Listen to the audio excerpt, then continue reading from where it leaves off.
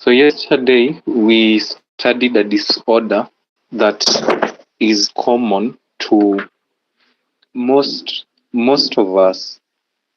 It's common to the general population. About 30% of 30% globally, about 30% of people are normally affected with ulcers, and mostly H. pylori, Helicobacter bacteria. I believe we all understand when I say that.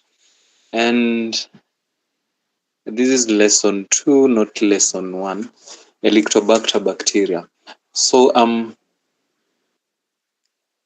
what normally happens, Helicobacter bacteria has with time gained a resistance over the OTC medications, the antibiotics, and the prescription medication.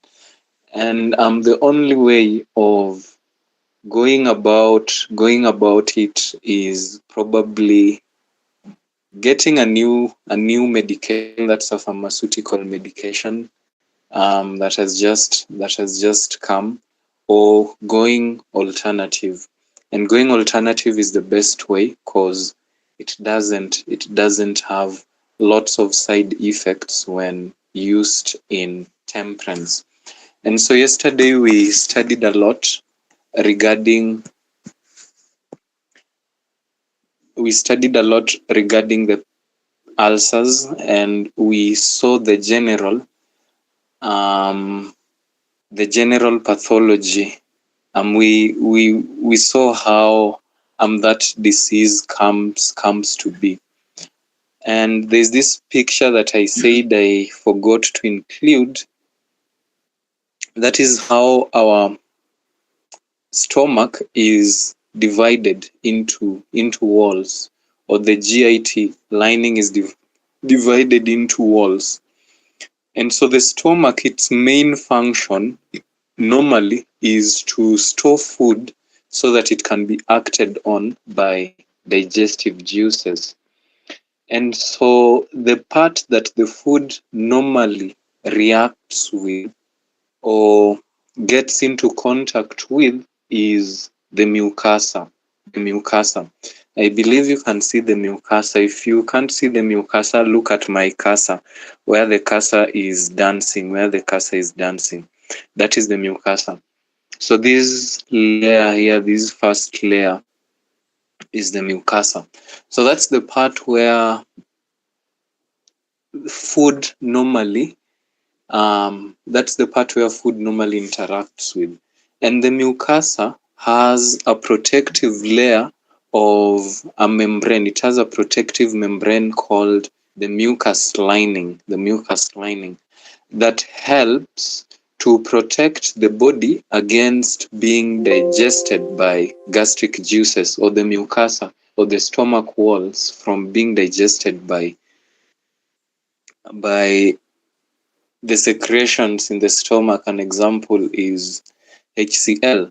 So we have four layers, that is the mucosa, submucosa, muscularis, and serosa.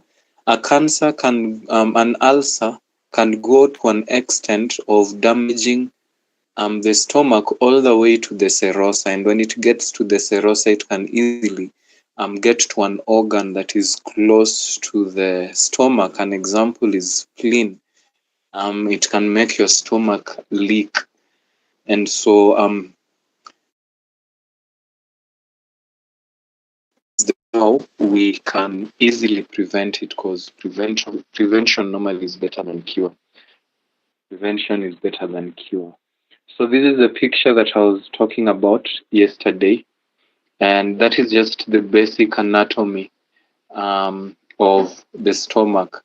By anatomy, what I simply mean the structure of the stomach. That's the basic structure of the stomach. This one here is also the structure of the stomach, the way the stomach is grouped, and mostly this one here, the sections of the stomach. So mostly ulcers, the gastric ulcers, it normally affects the fundus region. And the fundus region The fundus region is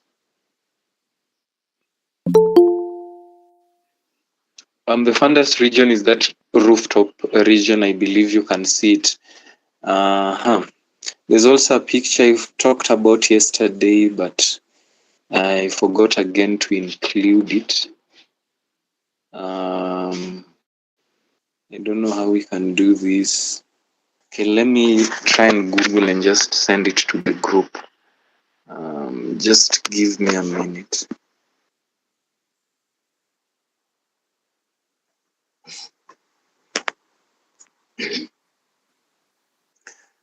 So there's a picture that I want us to see the different sections. The different regions of the abdomen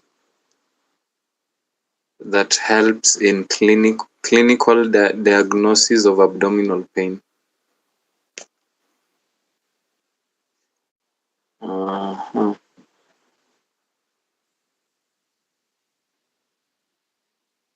There's a beautiful one I'm looking for. Yeah, let me just use this one.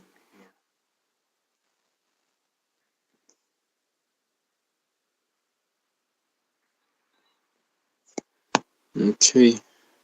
I'm really sorry I didn't include it again in our slides, but I will immediately after the class because you largely use the slides in revision.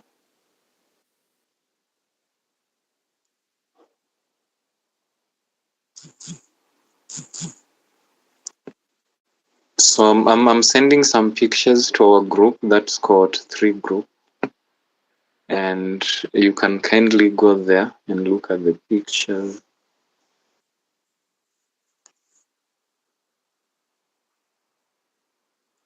So one is already sent,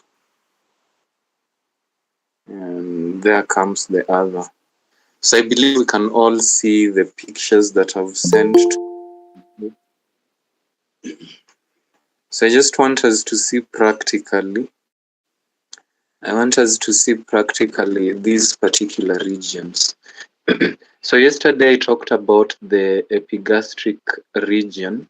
You can refer to the second picture. Kindly, you can refer to the second picture. And in the epigastric region, this is where we have the liver, some section of the liver, some section of the stomach.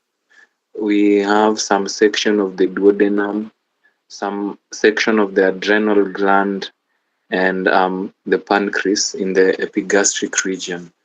And so when a patient of yours feels a pain at that particular region, you'll know probably the organ to focus on.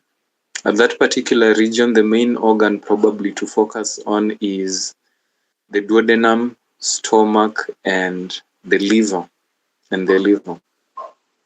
And so depending on the nature of pain, you'll be able to tell whether it is the liver that is affected or the stomach or the duodenum or the spleen, depending on the nature. Mostly if it's the pancreas that is affected, you'll feel some pain on your chest that radiates to the back, travels to the back. It's an epigastric pain that radiates or travels to the back, because the liver is in the back. If it's the kidney, it's an epigastric pain that radiates to the shoulders. That can be the kidney or not really the kidney, but the liver or the lungs. So that's the picture I was talking about. So when we were mentioning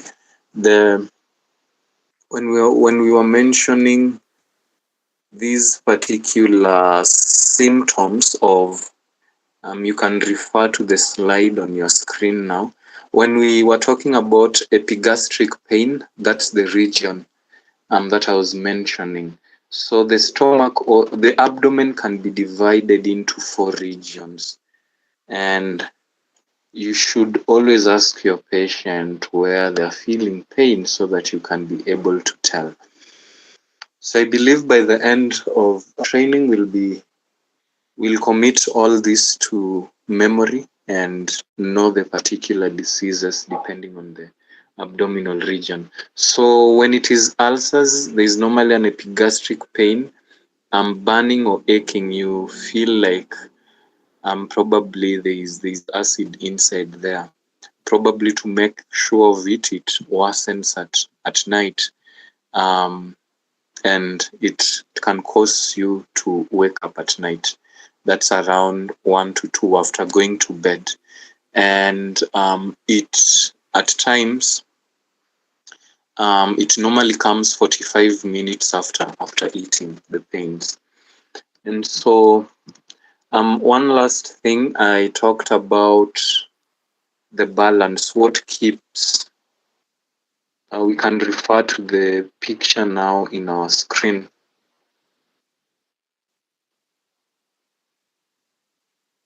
So yesterday we said that in the stomach there are some protective mechanism that helps the mucus not to be corroded.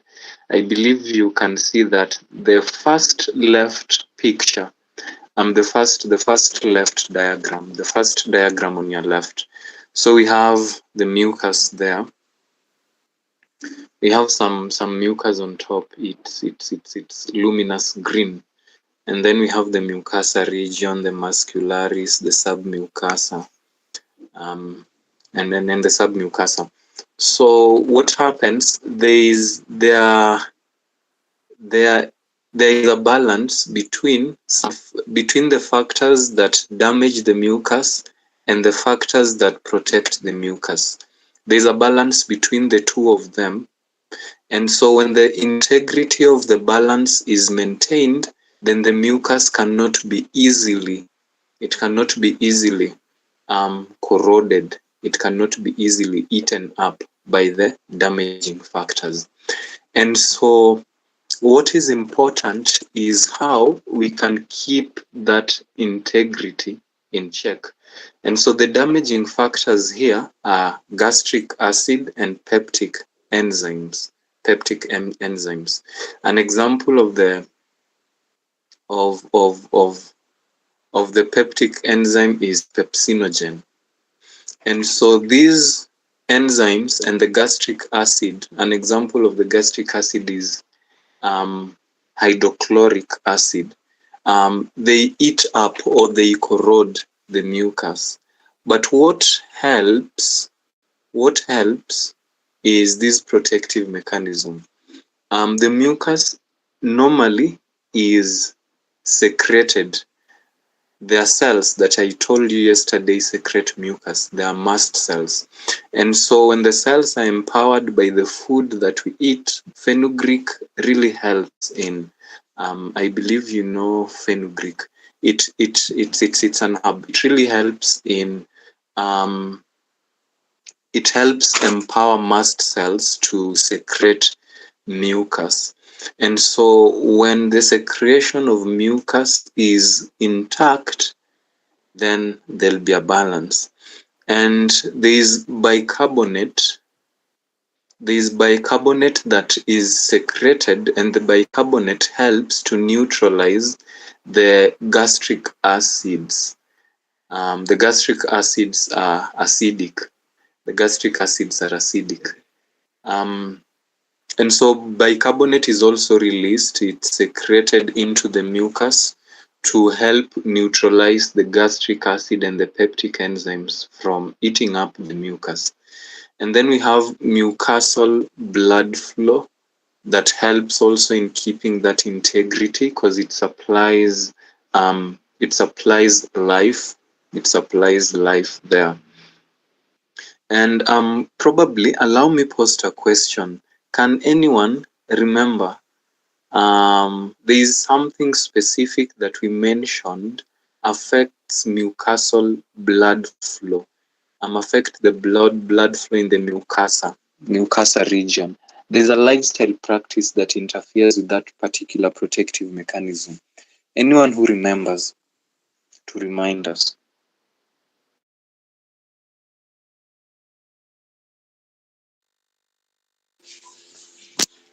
I think that would be smoking.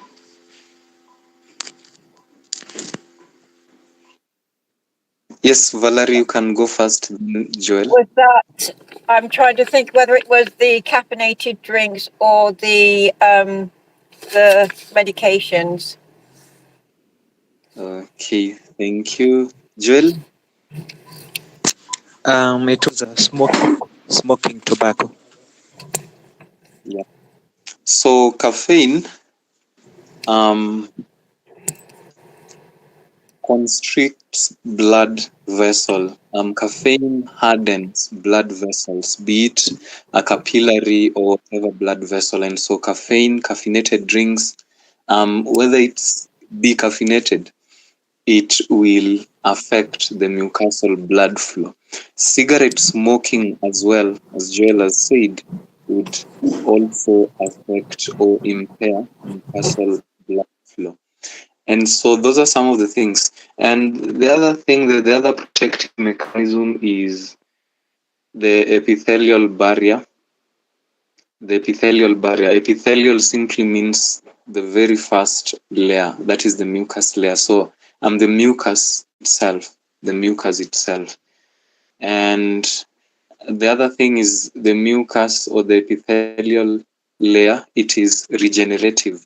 That's why when someone has ulcers, they are able, under the right lifestyle and under the right diet, they are able to reverse their condition, because that first layer, epithelial layer, is normally the first layer, the first protective layer or lining on organ. So it can regenerate. So that's one of the protective mechanism. So it has that capacity. And we have prostaglandins that helps neutralize, or it attaches to the peptic enzymes that are released to help impair their side effects to the mucosal layer. That's the pepsin. And so some of the things that we mentioned, so that's what I wanted to labor explaining. So when there's an increased damage, or when the defenses are impaired, then what happens there? You'll have ulcers in your stomach. So the very last picture, you'll have ulcers. Necrotic debris. Necrosis simply means death of cells. So necrotic debris would mean these are dead cells that have died there. And so increased damage by H. pylori infection. H. pylori interferes with the protective mechanisms.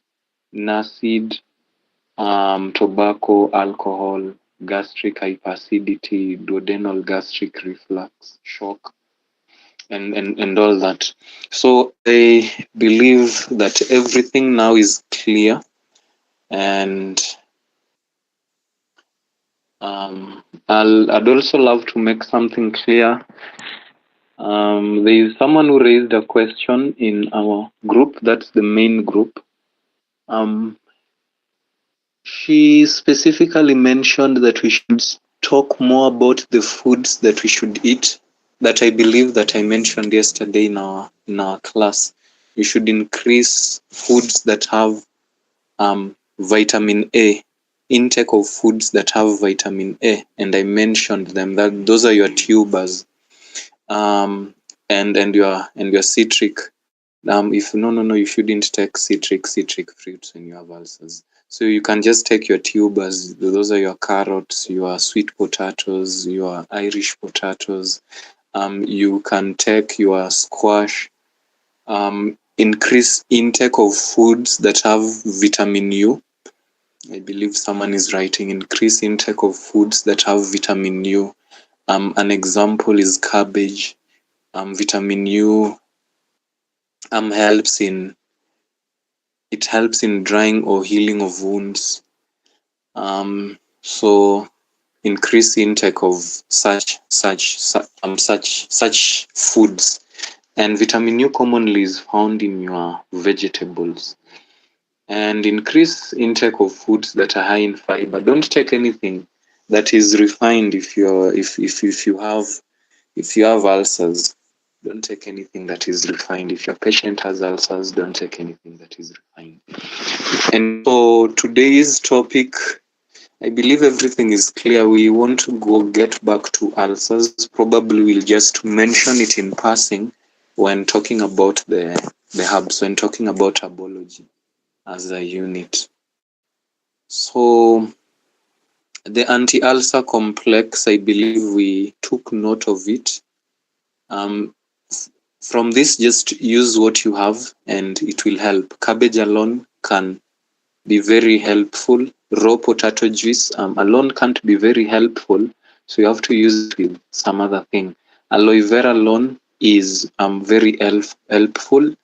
Golden seal alone, not really that helpful unless probably it's Helicobacter and your diet is also right. The golden seal will be okay. Golden seal is a very powerful medication when it comes to allergies and cleansing your blood, and it's very powerful for wounds. Golden seal is one of the therapies that is one of the herbs that we use for diabetic wounds. That's after ensuring that the wound is fresh and it has life in it. We go ahead and use golden seal. Honey alone won't help. You can use it with some other thing. Cayenne pepper alone will be very helpful, but when you mix them all this way together, they'll be powerful. That's why it's called an anti-ulcer complex. So there are those who will be okay after 1 week of using it. There are those who will be okay probably after 14 days or 21 days. It depends on the patient. So, but don't use it for more than 3 weeks. Don't use it for more than 3 weeks. And when the aloe vera that you're supposed to use is the gel. But if you can find an aloe vera juice from your nearest herbal store, the better. You know, aloe vera is a mild laxative. We'll see that when talking about constipation. And the gel normally it doesn't to a greater extent lead to diarrhea. Laxatives they are a class of drugs. Yesterday we talked about two classes of drugs, that is PPIs, proton pump inhibitors, and we also mentioned acid blockers. So another class of drug is laxatives. Laxatives is a class of drugs that normally are used for constipation. And laxatives, they normally do what is known as they increase bowel movement. By bowel movement, what I mean is they increase your chances of going or visiting the toilet. So those are laxatives.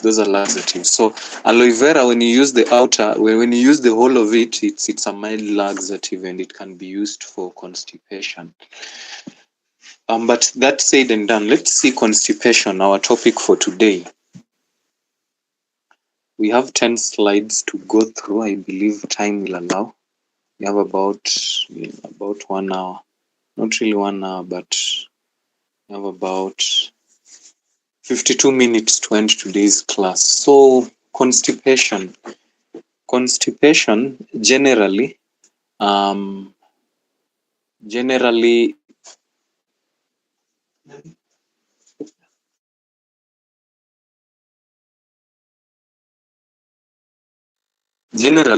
constipation, most doctors agree that constipation is fewer bowel movements, bowel movements fewer than 3 times a week, like going to the toilet less than 3 times in a week, visiting the toilet less than 3 times in a week for your long call.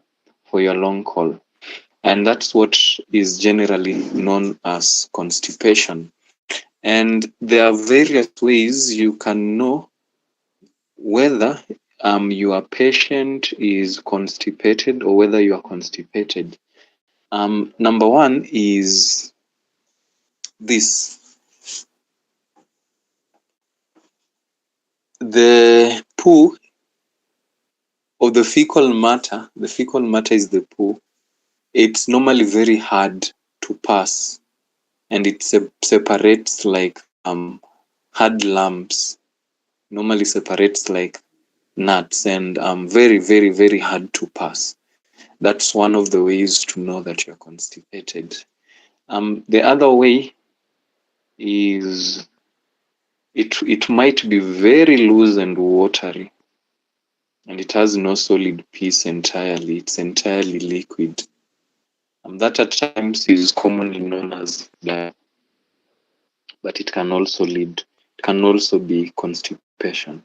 And then type 6, look at type 6. It's normally pieces with ragged edges and mushy.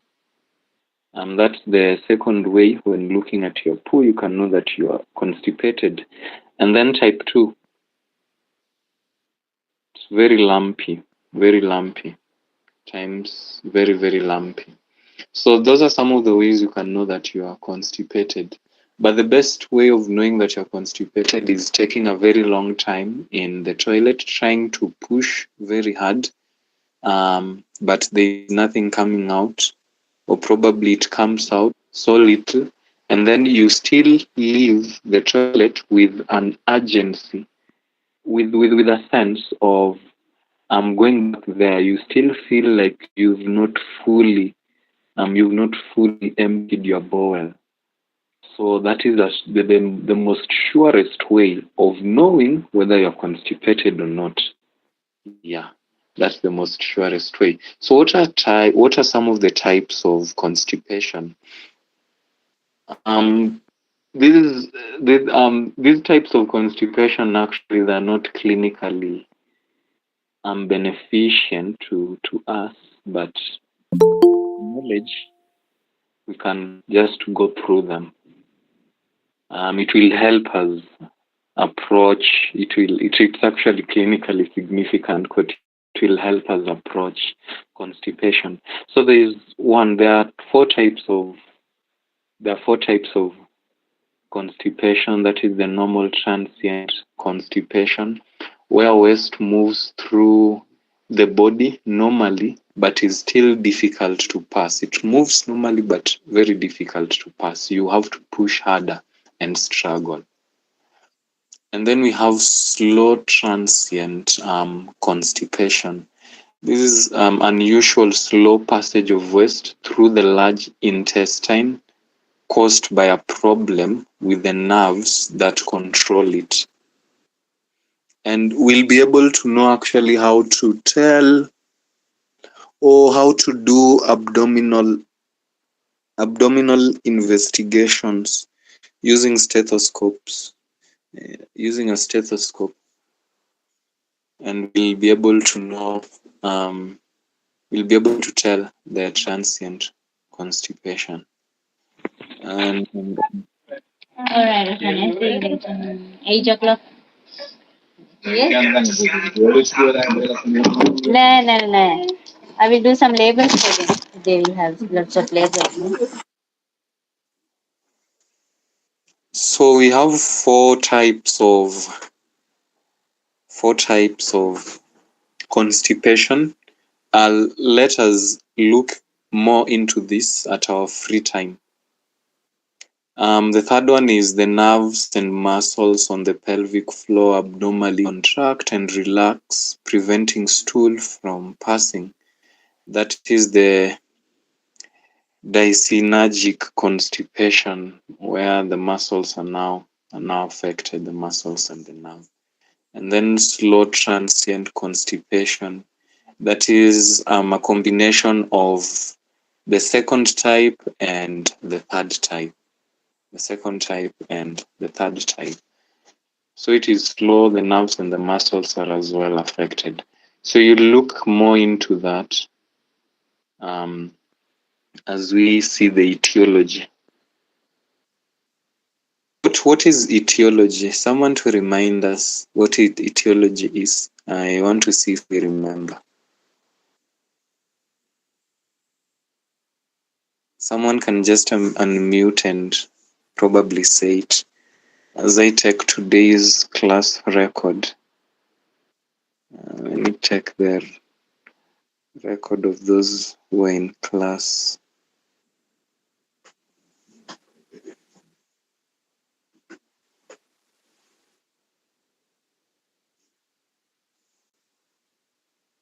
No one wants to remind us.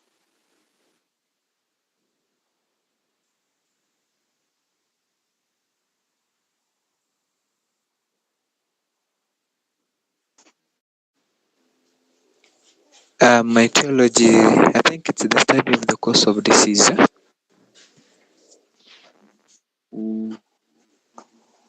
Okay, thank you, Joel. Etiology simply it's the causes of disease, So I'll give us 1 minute to just read through these causes before we start explaining them one by one. Allow me take a sip of water as you go through these courses one by one, read them from your end.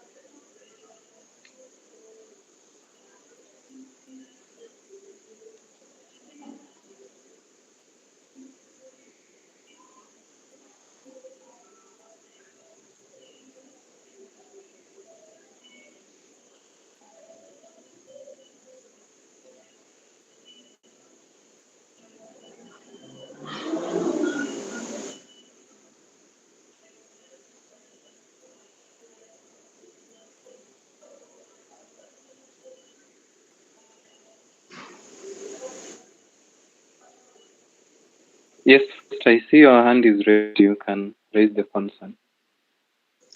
Okay, etiology is the study of the cause of the disease. Okay, thank you. Welcome, Miriam.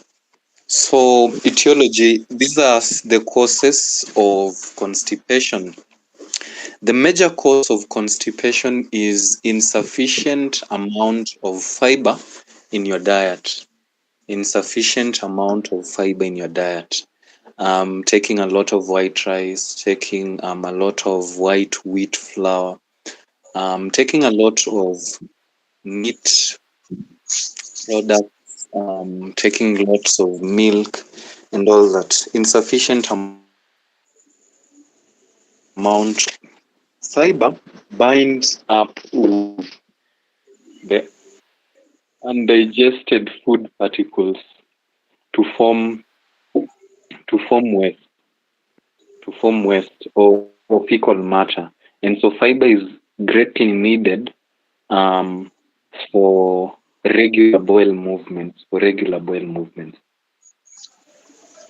And then we have dehydration. This is how I didn't include pathophysiology this time round, but this is how constipation comes to be. Allow me take you guys back to slide 2. This is how constipation comes to be. Let's focus on the intestines, that is the small and the large intestine. This is how constipation comes to be. So there's this second blue part where my cursor is dancing, where where the small intestine ends. So once food gets into this particular section, the colon, this is the colon, that is the ascending, transverse, and the descending, and the sigmoid. Ascending, transverse, descending, and sigmoid. That is the colon. So when food gets here, what normally is done, water is absorbed, or water is normally drawn from the food. And so when you are dehydrated, when you are dehydrated, a lot of water will be drawn from that particular food item that you've eaten, and it will leave your fecal matter being very hard, being very, very hard. And so what you need is to drink a lot of water. You cannot be constipated. Number two, drink a lot of water to hydrate your system. Number two, there are certain things that dehydrate us. Caffeine, caffeinated drinks, carbonated beverages. I didn't include those in my slides, so you can do good to write. I talked about some book. That we were to buy to take notes. Including everything in the slide, at times it's not possible. I'll practices in the coming slides. So dehydration. There are certain things that draws water from our system. An example are caffeinated drinks. We have drinks that are high in sodium, that is energy drinks. We have sodas, the different kinds of sodas. We have that is about sodium. The other thing that comes to mind that dehydrates our system, sugar. Highly processed foods dehydrate the system. White rice. We have the normal industrial sugar that at times we use to sweeten. It dehydrates the system. It robs the system from it robs minerals and vitamins as well as the system. There's a friend of mine who normally says that when you drink a cup of tea with sugar in it, the particular sugar goes into your mouth naked, but immediately it gets into the colon, it's fully dressed. So it's very, very corrosive. It's very harmful to the mucus lining. And for anyone with ulcers, don't think about taking sugar. It will worsen. So we have dehydration. So ensure that you hydrate your system and ensure that you avoid anything that can dehydrate or withdraw water from your system. You should take 8 to 10 glasses of water in a day, depending on the weather. When the weather is too hot, probably you'll need more glasses of water in a day. Inadequate exercise. And the pelvic system, the pelvic bones normally. The pelvic bones are normally related to bowel movements. And so depending on how we rightly exercise our pelvic bones, we can easily not get constipated. And so exercise plays a very large role in helping regulate our bowel movement. And then we have some muscle disorders that would affect the bowel movements because there are nerves and there are muscles that are needed to enforce bowel movements. So there are muscle disorders. There are comorbidities when talking to a patient, when taking history, when they're constipated, you have to ask everything about their previous diseases, accidents, because mostly when we get to mechanical and structural blockage of the colon, there are those that when they get accidents, they get constipated. Why? Because muscles are interfered with, and mechanically and structurally the colon and the rectum to an extent becomes blocked. Not everyone who gets an accident, not everyone who gets an accident though. So there are certain classes, there are certain medications also that could make someone get constipated. An example is diuretics. Diuretics are drugs that increase urine flow. Diuretics are drugs, a class of drugs that increase urine flow.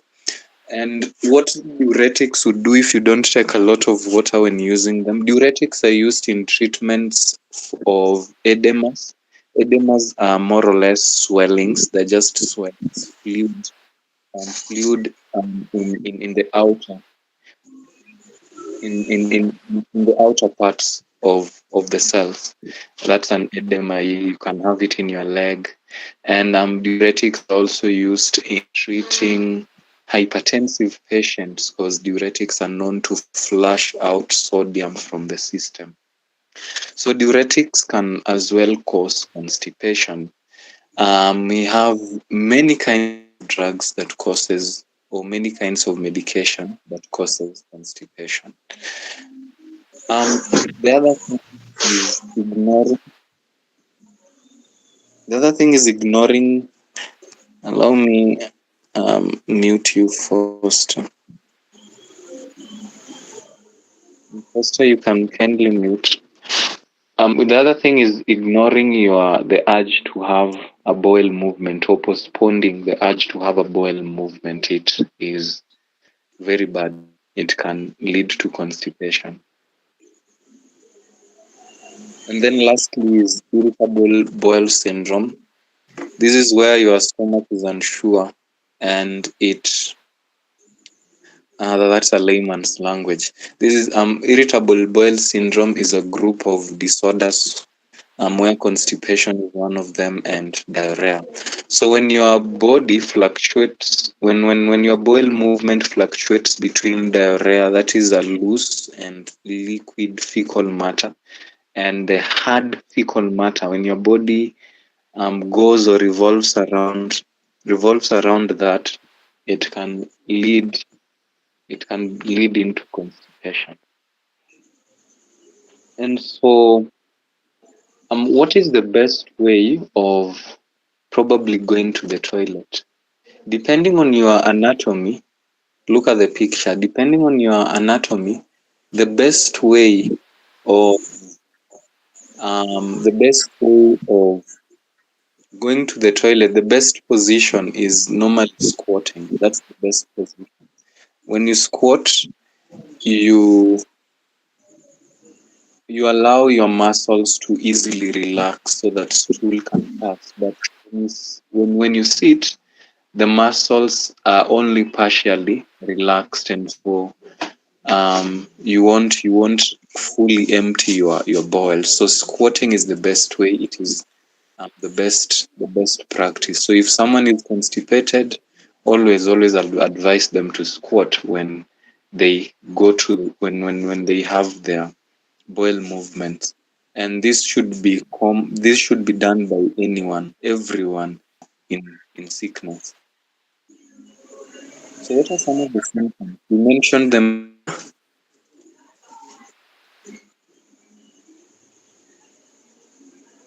What are some of the symptoms? What are some of the symptoms? We mentioned them earlier. We mentioned them earlier. So as I said, is less than 3 bowel movements in a week. And so this one can at times come with bloating, straining, gas, or lumpy or hard stool, hard or firm stool, blood in your stool. At times it might come with blood in your stool and pain or abdominal discomfort, mostly in the lower lower region. You can get back to the slides to the group so that I tell you the region. Can get back to the group where we posted the abdominal region. So just immediately below the umbilical region, we have the hypogastric region. So if you feel pain or abdominal discomfort in that particular region, then just know that probably you're constipated. And at times, such pains, the hypogastric pain, are those that they normally resolve after having a bowel movement. So we can get back to our slides. You can now leave so that you cannot be distracted. So these are some of the signs and the symptoms for constipation. So I saw Foster raise his hand. You can kindly raise your concern as we proceed.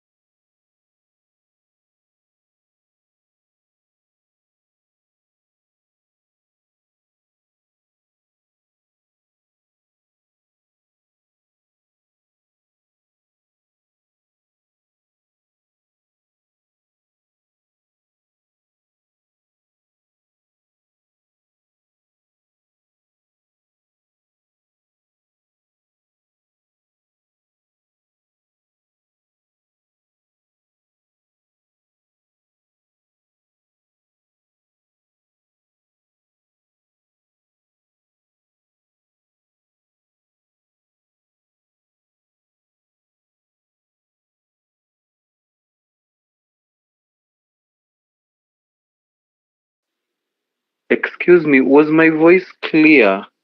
I just realized I've been unmuted. I've been on mute. Where did you guys lose me? Hello? Yes, Joel, where did you guys lose me? Joel, your hand is raised. You can kindly unmute and speak. I just realized my microphone was muted all this while. Oh, I'm saying, Yes? when you are doing the complications, that was the last slide that we had on screen. Did you hear me talk about some liver patient, some hepatitis, No. hypertension? Oh, you didn't hear that? That's interesting. Okay, I'm really sorry. So the last, what is the last word that probably you remember the last word? Okay, Joel received a call. So I was saying that constipation can be related to different medical disorders, different disorders. An example is hypertension, breast cancer, diabetes, high blood cholesterol, colon cancer, varicose vein, obesity, malabsorption, insomnia, and all these other diseases or disorders that I've listed. These are complications that can come about or that can be linked to diabetes, to constipation. When you have diabetes, you can easily be constipated. When you have hypertension, you can easily be constipated. When you're constipated, you can easily have colon cancer, or you can easily be fatigued or have an headache or gas in your system. So these are related to constipation. And I was saying there's a patient that I once visited. She had very highly elevated blood pressures, 187 over 106, and the pressure wasn't responding to any of the medications that she was using at that is the pharmaceutical medication. They were not going down. They were constantly at 187, such high and elevated blood pressures. Normally the medical it's a medical emergency. It's a medical emergency, but this woman has been that way for him. So they get when you meet someone, probably when you're in a medical camp and you meet someone with such elevated blood pressures, that is give them some cayenne pepper. You can